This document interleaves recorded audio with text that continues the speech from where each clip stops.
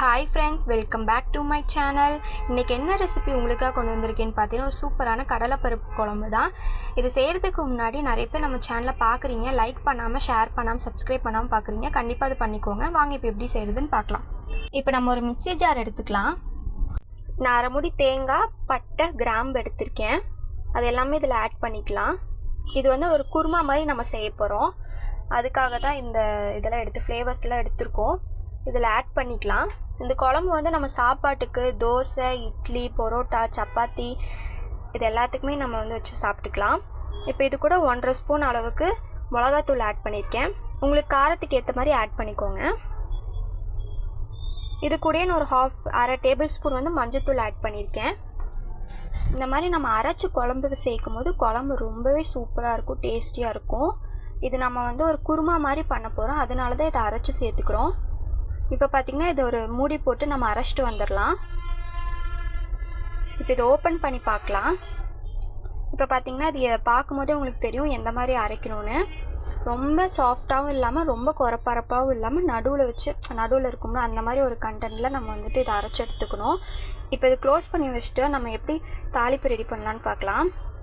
இப்போ பார்த்திங்கன்னா ஒரு குக்கர் எடுத்திருக்கேன், சின்ன குக்கரு. அதை நல்லாவே ஹீட் பண்ணிவிட்டு தேவையான அளவு எண்ணெய் ஆட் பண்ணிக்கலாம். ஆயிலு எவ்வளோ தேவையோ அவ்வளோ ஆயில் ஆட் பண்ணிக்கலாம். இப்போ பார்த்திங்கன்னா ஆயில் நல்லாவே ஹீட் ஆயிடுச்சு. இப்போ பார்த்திங்கன்னா வெங்காயம், கருவேப்பிலையும் எடுத்து வச்சுருக்கேன். அதே இது கூட நம்ம ஆட் பண்ணிக்கலாம். இது ஜஸ்ட் ஒரு 10 மினிட்ஸ் தான் ஆகும் இந்த ரெசிபி செய்கிறதுக்கே. சீக்கிரமாக நம்ம குக்கரில் எடுத்து வச்சு சாப்பிட்டுடலாம். இப்போ பார்த்திங்கன்னா இது நல்லாவே நம்ம வதக்கி விட்டுக்கலாம். இது கொஞ்சம் ஓரளவுக்கு ப்ரௌனிஷ் ஆகிற வரைக்கும் போதும். ஏன்னா இது நம்ம குக்கரில் தான் செய்கிறோம், அதனால் விசில் விடும் போதே நல்லாவே வெந்துடும். இப்போ பார்த்திங்கன்னா தேவையான அளவு உப்பு ஆட் பண்ணிவிட்டு நல்லாவே இது வேக விட்டுடலாம். இது கூடயே வந்து ஒரு 4-5 பூண்டு எடுத்து கட் பண்ணி வச்சுருக்கேன், அதையும் இதில் ஆட் பண்ணிக்கலாம். தட்டியும் போட்டுக்கலாம், இப்படி சின்ன சின்னதாக கட் பண்ணி கூட நீங்கள் ஆட் பண்ணிக்கலாம். இப்போ பார்த்திங்கன்னா இது எல்லாத்தையும் சேர்த்து நல்லாவே வதக்கிக்கலாம். இப்போ பார்த்திங்கன்னா இதில் ஒரு 3 தக்காளி எடுத்து கட் பண்ணி வச்சுருக்கேன், அதையும் இது கூட நம்ம ஆட் பண்ணிக்கலாம். இப்போ பார்த்திங்கன்னா இது எல்லாமே நல்லாவே மிக்ஸ் பண்ணிக்கலாம். இப்போ பார்த்திங்கன்னா இது லைட்டாக வதங்கினா போதும். இந்த மாதிரி இதில் வந்து நம்ம அரைச்சி வச்ச பேஸ்ட் எடுத்து ஆட் பண்ணிக்கலாம். அந்த மிக்ஸி ஜார்லேயே கொஞ்சம் தண்ணி ஊற்றி அதையும் இது கூட சேர்ந்து ஆட் பண்ணிக்கலாம். இப்போ பார்த்திங்கன்னா இது எல்லாத்தையும் நல்லாவே நம்ம மிக்ஸ் பண்ணி விட்டுக்கலாம்.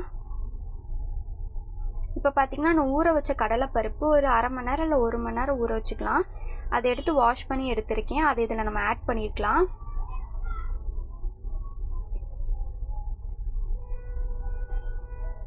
இதில் ஹைலைட்டே கடலைப்பருப்பு தான். ஒவ்வொரு பைட்டுக்கும் கடலைப்பருப்பு சாப்பிடும் போது சூப்பராக இருக்கும், அவ்வளோ டேஸ்ட்டாக இருக்கும். அதனால் நம்ம கடலைப்பருப்பு அதிகமாகவே ஆட் பண்ணிக்கலாம். இப்போ இது எல்லாமே நல்லாவே மிக்ஸ் பண்ணி விட்டுக்கலாம். இப்போ பார்த்திங்கன்னா நல்லாவே மிக்ஸ் பண்ணிக்கிட்டோம். இதில் தேவையான அளவு சால்ட் ஆட் பண்ணிக்கலாம். இப்போ நல்லாவே மிக்ஸ் பண்ணிக்கிறேன்.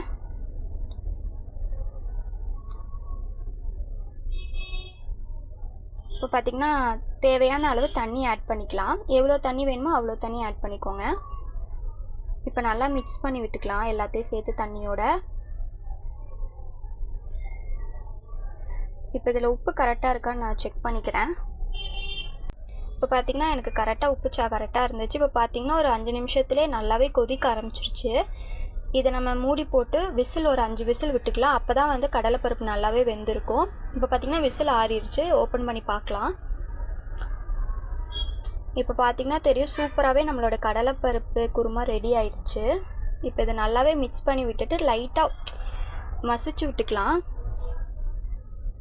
லைட்டாக மசிச்சா போதும். இப்போ பார்த்திங்கன்னா நம்மளோட மல்லித்தலையை மேலே தூவிக்கலாம். இப்போ பார்த்திங்கன்னா சூப்பராக நம்மளோட கடலைப்பருப்பு குழம்பு ரெடி ஆயிடுச்சு. இதை நீங்கள் கண்டிப்பாக வீட்டில் ட்ரை பண்ணி பாருங்கள். இந்த வீடியோ பிடிச்சிச்சுன்னா கண்டிப்பாக நம்ம சேனலை